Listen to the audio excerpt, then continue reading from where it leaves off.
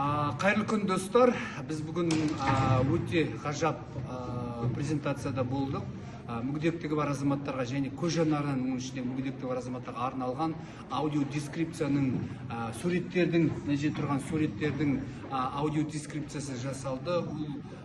Мақсұт Нәріпбаев атындағы университеттің магистранттары және де Global Group қоғамдық бірлестігінің және де ұлттық музейдің азаматтарының бірлесіп жасалған аудиодескрипция. Ол аудиодескрипция мынандай құралдың ішіне жасалған.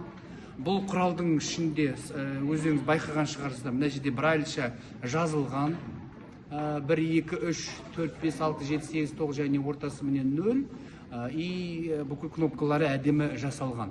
Тағы да бұл жерге өте сондай көмек көрсеткен, қоғамдық көмек көрсеткен ол мына Дара фонды, соған да алғысымызды білдіргіміз келеді. Ал қазір мына жерде тұрған картинаны, қандай картинаның атын білейік. Бұл картинаның аты қазір нөмір 20 дейді. Так, қазір білеміз. 20-ны басамыз. Молдахмет Кембаевтың Шолпан жыры суретіне аудиодескрипция орындаған Артур Кинг дейді. Өте күшті деп ойлаймын, себебі ары қарай өздеріңіз тыңдасаңыздар болады. Жаңағы осы суреттің түгел тыңдап шықтым. Менің алдыма жаңағы сондай бір күшті әсер берді. Өте сондай бір Шопанның суреті бұл жерде жаңағы майлы немен суреттелген, одан кейін жаңағы биіктігін түгел жасап шығарған.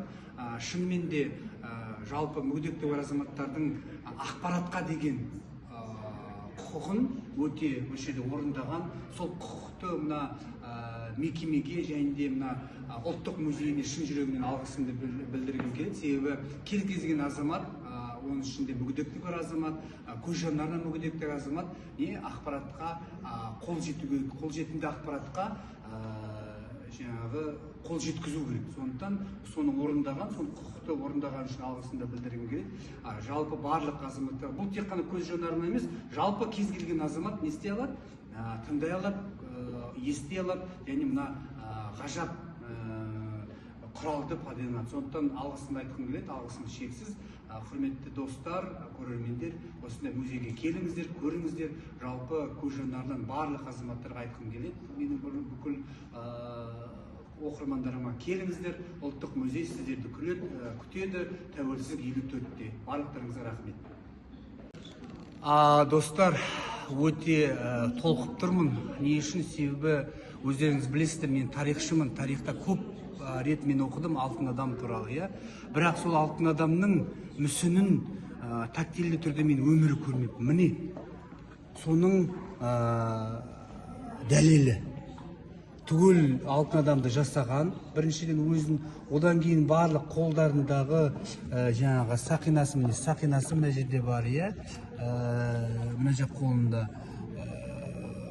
Одан кейін жаңағы қылышын, қанжарын, үстіндегі киімін, аяқ киімін түгел мына жерде бөлек-бөлек жаңағы не істелген, жасалған.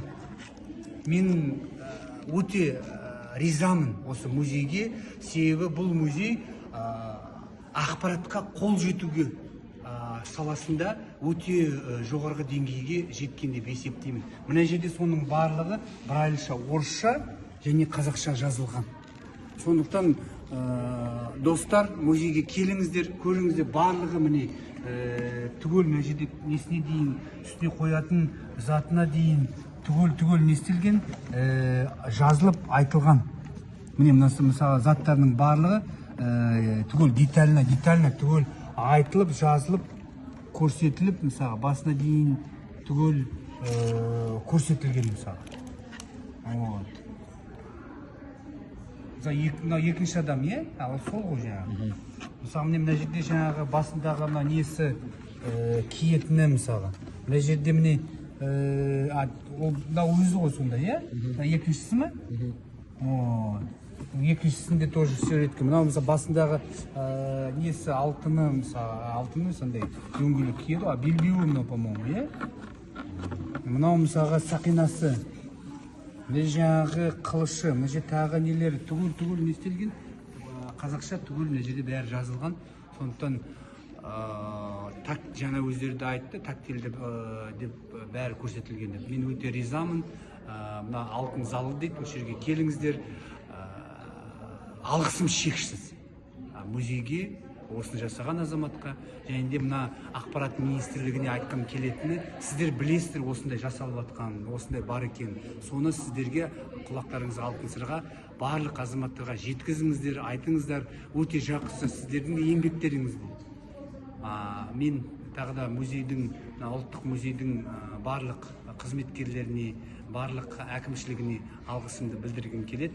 Және де мына қоғамдық ұйымдармен, басқа да ұйымдармен, біздің арнайы кітапханалармен, арнайы жаңа ұйымдармен жұмыс істеп, осындай нәрселерді азаматтарға жасап жатқанына алғысым тағы да шексіз. Келіңіздер, музейде тамашалаңыздар. Жақсылықта кездескенше күн жақсы болсын.